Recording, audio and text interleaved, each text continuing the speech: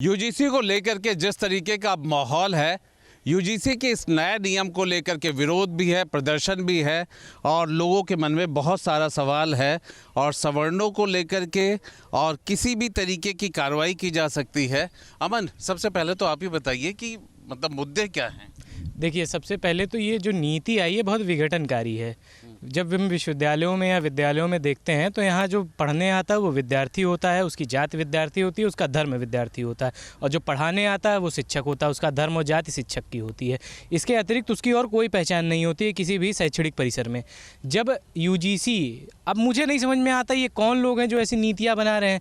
पता नहीं विश्वविद्यालय में पढ़े भी हैं कि नहीं पढ़े हैं। विश्वविद्यालयों में आप आइए, देखिए कितना समता है, कितनी समानता है यहाँ पे। यहाँ किसी को, अभी मेरे साथ के लोग हैं, मुझे नहीं पता ये किस जाति से हैं, हम लोग सब लोग बैठ के एक थाली में खाना खाते हैं। किसी को क्या फ़र्क पड़ता है कि हम कहाँ पैदा हुए, किस जगह पैदा हुए, किस परिवार में पैदा हुए। आखिर उसके आधार पर अब ये बताइए कि जो नया नियम आया है इसमें बता दिया गया केवल जो सवर्ण जाति के पुरुष हैं इनको एक कैटेगरी बना दिया गया और एक को अलग। आप कहते हैं, आप खुद को राष्ट्रवादी कहते हैं, आप खुद को वामपंथ का विरोधी कहते हैं, और वामपंथ भी तो यही काम करता है, समाज को दो धड़ों में बांट करके। उसकी जो मूल अवधारणा है वो यही है। तो आपके और उनके में अंतर क्या रह गया? दूसरी एक चीज़ बहुत अनिवार्य है समझना कि समता और समानता नियम परिवर्तन से नहीं, मन परिवर्तन से आएगा। इतने दिन से रिजर्वेशन और तमाम चीज़ों के नियम हैं। मुझे अंबेडकर जी का कहा याद आता है कि अंबेडकर जी रिजर्वेशन की पॉलिसी से बाद में बहुत दुखी हुए। इलाहाबाद या कुछ ऐसे ही कहीं वो बोल रहे थे, उत्तर प्रदेश में ही, तो अंबेडकर जी ने कहा कि आरक्षण को मैंने इसलिए बनाया था कि एक बार लोग आरक्षण का इस्तेमाल करेंगे, फिर वो आगे के लोगों को उसको इस्तेमाल करने के लिए छोड़ेंगे, ताकि जो अंतिम पंक्ति का व्यक्ति है वो मुख्यधारा का हिस्सा बन सके। क्या आज ऐसा है क्या? आप देखेंगे कि रिजर्वेशन में इतने डिफेक्ट्स आ चुके हैं कि आईएएस हो जा रहे हैं लोग, उनका बेटा आईएएस हो रहा है, उनका बेटा आईएएस हो रहा है। बिल्कुल, बात करते हैं वो कौन सी धाराएं हैं या कौन से पैरा हैं जिन पर को लेकर के आपको आपत्ति है? देखिए, सबसे पहले तो नमस्कार आप सभी को। जैसा हम देखते हैं कि इस कानून में लिखा गया है कि इक्विटी रेगुलेशन, अगर वो इक्विटी रेगुलेशन होता तो वह एक सवर्ण समाज के पुरुषों को ही सिर्फ इसमें अलग थलग करके बाकी सबको इक्विटी नहीं देता। अब आप एक समझ लीजिए, मैं इसके 3 उदाहरण देता चाहता हूँ। प्रथम मैं शुरू करता हूँ। अगर आप इक्विटी लाना ही चाहते हैं तो आपके अनुसार तो सबको समानता मिलनी चाहिए, और आपने ही बोला कि बटेंगे तो कटेंगे, एक है तो सेफ है। अगर ऐसे नारे देकर आप वापस ऐसे बिल लाते हैं जो 2012 में कम्युनल वायलेंस बिल, जिसमें किसी भी कम्युनल जो भी घटना होगी उसका जो द्रोही होगा वह हिंदू होगा, सेम उसी तरह से किसी भी इस घटना का द्रोही जो है वो सवर्ण होगा। तो क्या होगा? आंदोलन होगा, धरना होगा या फिर विरोध होगा? आखिर क्या होगा? मैं इसके पहले यूजीसी का जो नियम है उस पर बात कर लेते हैं। क्या है कि विश्वविद्यालयों में इंटरनल क्वालिटी एश्योरेंस सेल और इंटरनल कंप्लेंट कमेटी पहले से है। इसको जाति के आधार पर इक्विटी कमेटी की क्या आवश्यकता थी? क्या ये आपके दोनों जो स्ट्रक्चर थे वो फेल कर गए थे क्या? अगर फेल कर गए थे तो अभी तक कुछ क्यों नहीं हुआ इस पर? क्यों कोई रिपोर्ट नहीं आई? तो पहले से जब जो स्थापित व्यवस्था है उसको अचानक ऐसे जाति के नाम पे विघटन करने का क्या आवश्यकता? और अभी आपने प्रश्न किया कि यूजीसी पे आंदोलन होगा, क्या होगा, ये तो क्या है कि जनता का विषय है। हम अपनी ओर से क्या है प्रतिरोध कर रहे हैं कि ये बात ठीक नहीं है। अब आपको लगता है कि कोई भी पॉलिसी आती है तो फीडबैक बहुत ज़रूरी होता है। क्या आज जो आप लोग के मन में है ये फीडबैक कहीं ना कहीं यूजीसी ने लिया नहीं, तभी तो रोष हो रहा है? मैं वही बताने जा रहा हूँ। क्या है कि जब अधिकारी सरकार चलाने लगते हैं तो ये समस्याएं आती हैं कि जब आप जनता के जो प्रतिनिधि हैं उनसे प्रश्न चिन्ह नहीं पूछे, उनसे सवाल नहीं पूछे जाएंगे तो ये समस्याएं आएंगी। ये समस्याएं आखिर आई क्यों आप लोगों की नज़रों में, और समस्या कितनी बड़ी है? सर, ये समस्या बहुत बड़ी है। ये तो एक अंधा कानून है सर। जैसे स्वर्ण समाज, ऐसा नहीं है स्वर्ण समाज भी शोषित है, लेकिन ये रूल इतना गलत है कि अगर मतलब गलत FIR, मतलब वो गलत हमारे ऊपर लग रहा है आरोप, फिर भी हम उसके दोषी हैं, उस पर कोई कार्रवाई ही नहीं है। इसको हटाना चाहिए, बिल्कुल ये गलत है। जैसे हमारे भैया ने कहा, ये अधिकारी खुद तो फील्ड में आते नहीं है, तो ऐसे उन्होंने ऐसे कानून ला दिया है। खुद अधिकारी फील्ड में नहीं आते हैं, उन्हें ज़मीनी हकीकत पता नहीं है, बच्चों के साथ क्या गुजरेगी उन्हें जानकारी नहीं। जैसे इसमें जो यूजीसी ने स्टेप लिया है, ये पॉलिसी जो फॉर्मेशन उन्होंने किया है, ये जो गाइडलाइन फॉर्म किया है, अगर ये विश्वविद्यालयों में आकर लोगों से पूछते कि क्या चल रहा है तो वो बेहतर बता पाते। फील्ड में उनको आना चाहिए था, विश्वविद्यालय में उनसे लोगों से मतलब फीडबैक लेना चाहिए था कि क्या ये पॉलिसी लाई जाए कि ना लाई जाए, क्योंकि विश्वविद्यालय में कहीं भेदभाव नहीं होता है। यहाँ छात्र की आइडेंटिटी बस स्टूडेंट छात्र होता है। यहाँ कास्ट और रिलीजन से कोई नहीं देखता। बिल्कुल ठीक बात है। एक परिचय मैं थोड़ा और आपको दे दूं। इस वक्त मैं लखनऊ यूनिवर्सिटी में हूं। अगर ये मैं दिखाऊं, क्योंकि इस चर्चा का मतलब क्या है। यहाँ पे वही बच्चे हैं जो कि यूजीसी के तहत पढ़ाई कर रहे हैं या यूजीसी नियमों के तहत यूनिवर्सिटी चलती है, लखनऊ यूनिवर्सिटी है।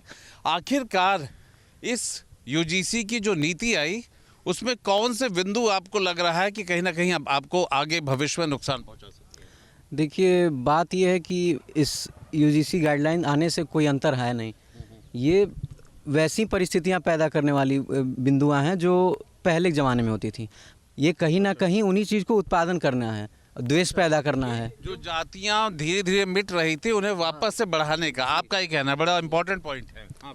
बहुत ही सही बात कहा भैया ने। देखिए, हम आपको बताना चाहेंगे कि इस नीति से फिर से जो एक अपने आपस में जो जुड़ाव शुरू हुआ था उसी को और तोड़ने का काम किया जा रहा है। हम तो यही कहना चाहेंगे कि यूनिवर्सिटी ग्रांट कमीशन यूजीसी को जो है अपने विश्वविद्यालयों में शिक्षा के अभाव, जो चीज़ों का अभाव है, जो कमियां हैं, उन पे ध्यान देना चाहिए, ना कि ऐसे रूल्स को बनाकर स्टूडेंट के बीच में भद्दी स्थितियां पैदा करनी चाहिए, जिससे स्टूडेंट जो पढ़ने के लिए आता है, जो यहाँ पे एक अच्छे माहौल के लिए आता है, जो अपनी दोस्ती, अभी अपनी पुरानी रंजिश, इन सब के चक्कर में पढ़कर, ऐसे गलत कानून के चक्कर में पढ़कर उसका कैरियर ख़राब हो जाए। जनरल छात्रों को ऐसी बहुत ज़्यादा समस्याएं रहती हैं।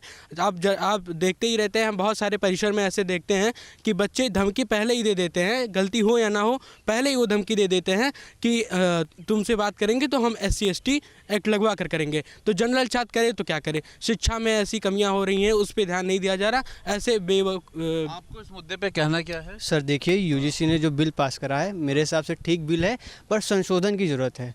संशोधन कैसा? जनरल कैटेगरी के बच्चों को इंक्लूड करा जाए। अगर कोई इस नियम का दुरुपयोग करता है तो उस पर एक अच्छी खासी कार्रवाई करी जाए, इससे कि सबका साथ होगा, सबका विकास होगा। अगर आप किसी एक वर्ग को छोड़ेंगे तो देश आगे नहीं बढ़ पाएगा।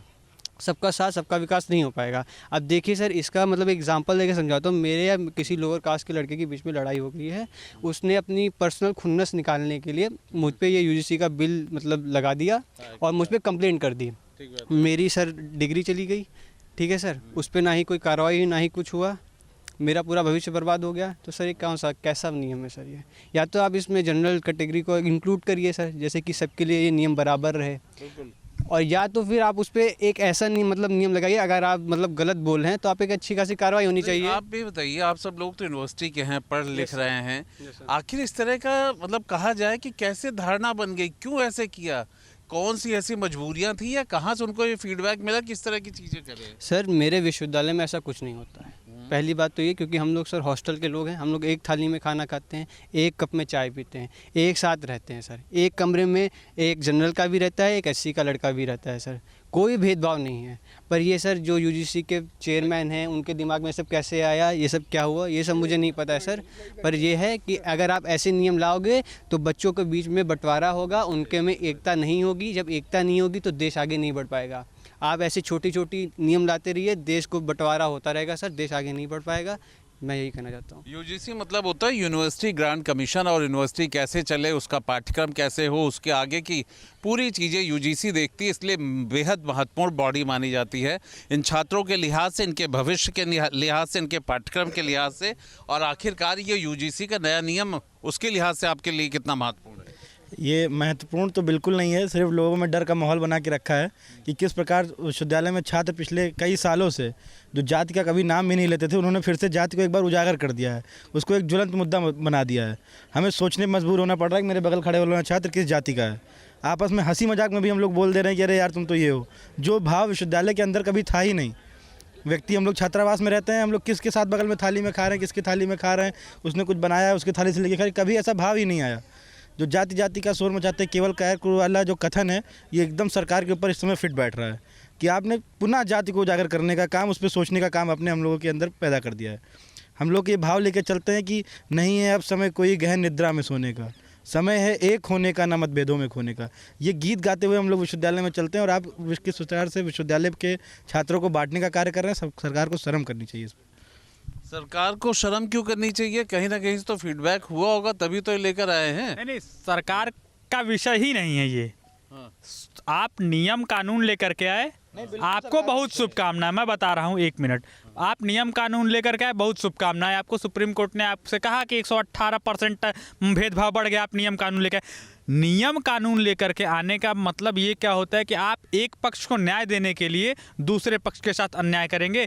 आप समानता की बात करते हैं, समानता के लिए तो ये कानून लेकर के आया गया था, लेकिन कहीं ना कहीं इससे असमानता बढ़ेगी, समानता नहीं बढ़ती हुई नहीं दिख रही है। असमानता बढ़ेगी सब कह रहे हैं, पर सवाल ये है कि इस असमानता को लाने या इस नियम को लाने का कुछ आधार बताया होगा ना, रेफरेंस आप सब लोग पढ़ते बता रहा हैं हूँ कि 118% को आपने आधार बता दिया सुप्रीम कोर्ट के। लेकिन सुप्रीम कोर्ट यही एक बात और कहता है, सुप्रीम कोर्ट ये भी कहता है कि इसी देश में SC/ST एक्ट जैसे कानून का 75% तक मुकदमे ऐसे हुए हैं, 71 से 73% तक ऐसे मुकदमे हुए हैं जो फर्जी है, जिनकी जांच होनी चाहिए। आप उस पर समीक्षा नहीं करते हैं। आप सुप्रीम कोर्ट निर्णय लाता है कि कम से कम डिप्टी SP रैंक का अधिकारी जांच करेगा, उसके बाद मुकदमा होगा, आप उस नियम को ही बदल देते हैं। आप संसद में पूरा सुप्रीम कोर्ट के आपका कहना है कि SC/ST वाले मुकदमे में भी उन्हें संशोधन करना पड़ा क्योंकि उसका मिसयूज हो रहा था। देखिए क्या है कि संशोधन हुआ नहीं ना, संशोधन कहाँ हुआ? सुप्रीम कोर्ट ने वो भी तो कहाँ हुई, ये तो सुप्रीम कोर्ट ने गाइडलाइन दिया था कि आप क्लास 1 ऑफिसर चेक करेगा। उसके बाद देखिए विषय ये नहीं है, विषय बड़ा विषय ये है कि आप की नियति तो ठीक है कि आप समानता लाना चाहते हैं, लेकिन भाई आप एक वर्ग को छोड़ दिए हैं, एक वर्ग को आप घोषित कर दिए कि ये वर्ग असमान है, ये इस लाइन में खड़ा होने लायक नहीं। किसी को भी समानता कहाँ लाए? फिर वही तो आप कहाँ कह रहे हैं कि भाई नीति तो ठीक है, नीति कहाँ ठीक है? जब उसके पहले लाइन में ही तो गलती हो गई। जब आप गाइडलाइन पढ़ेंगे तो इसके क्लॉज में उसका उद्देश्य लिखा है, उद्देश्य में ये स्पष्ट तौर पे लिखा हुआ है कि इस देश में मुझे लगता है कि सरकार का संरक्षण करते हुए कोई बात नहीं कही जा सकती है। नीति कैसी सही है? अगर फिर मुझे एक कहावत याद आती है कि व्यक्ति अगर सो रहा हो तो उसको जगाने की कोशिश की जा सकती है, लेकिन अगर नाटक करा तो नहीं जगा सकता। तो सरकार नाटक कर रही है कि मेरी नीयत साफ़ है। कैसे नीयत साफ़ है आपकी? आप जात जात पे बात करने को लोगों को मजबूर कर रहे हैं। कैसे नीयत साफ़ है आपकी? भाई साहब जैसे अभी बात हुई कि सरकार का इसमें कोई वो नहीं है। भाई साहब अगर सरकार का नहीं होता तो सुप्रीम कोर्ट द्वारा दिए गए वो SC/ST फैसले एट्रोसिटी एक्ट 2019 को जब बदल दी है सरकार, वहाँ भी सरकार का ही दोष था और यहाँ भी सरकार का ही दोष है। और सरकार ये चाह रही है, सरकार चाह रही है कि समाज में ऐसा वैमनस्य फैला दिया जाए कि सारे के सारे जो जातियां हैं SC ST OBC जनरल सब अलग अलग हो जाए। लेकिन बातें होती रहेंगी। मैं एक और बात बोलना चाहता हूं, चंद्रशेखर सिंह जी जो भारत के प्रधानमंत्री थे, मैं उसी बलिया से आता हूं, उन्होंने एक बात बोला था, जिस हाथों में शक्ति है राज तिलक देने की, उन हाथों में शक्ति है सर उतार लेने की। तो सत्ता को अगर सत्ता ऐसा क्रूरता करेगी तो ये सरकार को चैलेंज करने के लिए युवा वर्ग खड़ा है, पूरा छात्र संघ खड़ा रहेगा, पूरा युवा वर्ग खड़ा रहेगा। कि आप समाज को बांटने का कार्य कर रहे हैं, हम समाज को जोड़ने का काम कर रहे हैं। आप जो कह रहे हैं बटोगे तो कटोगे, उसको आप सिद्ध करते हुए नहीं दिख रहे हैं। सिंपल सी बात इतना ही कहूँगा कि अगर किसी पर आरोप लगता है और वो आरोप सिद्ध नहीं होता है तो उस पर भी तो कार्रवाई होनी चाहिए, या बस एक पक्षपाती होगा कि नहीं आप दोषी हैं, आप इसमें कुल। लखनऊ यूनिवर्सिटी के बच्चे हैं और यहाँ बात करने पे दो चीज़ें साफ है कि जो शिक्षक होते हैं उनका ना कोई धर्म होता है ना जाति होती है, और जो छात्र होते हैं ना उनकी कोई धर्म और जाति होती है। ऐसे माहौल में जब पढ़ाई की बात होती है और UGC की नई नीति की बात होती है तो वो जोड़ती नहीं बल्कि तोड़ती हुई दिख रही है, और उसका यहाँ विरोध न सिर्फ लखनऊ में बल्कि उम्मीद है कि आने वाले समय में और फैल सकता है। और यूपी की तो खासियत है कि सियासत बढ़ सकती है। आपके मोबाइल पर तुरंत आएगी ब्रेकिंग न्यूज, स्क्रीन पर सबसे पहले दिखेगी बड़ी खबर, देश दुनिया की हर खबर एक जगह। अब आपके मोबाइल पर तुरंत फटाफट इंस्टॉल कीजिए न्यूज़ नेशन ऐप और रखिए खुद को अपडेट।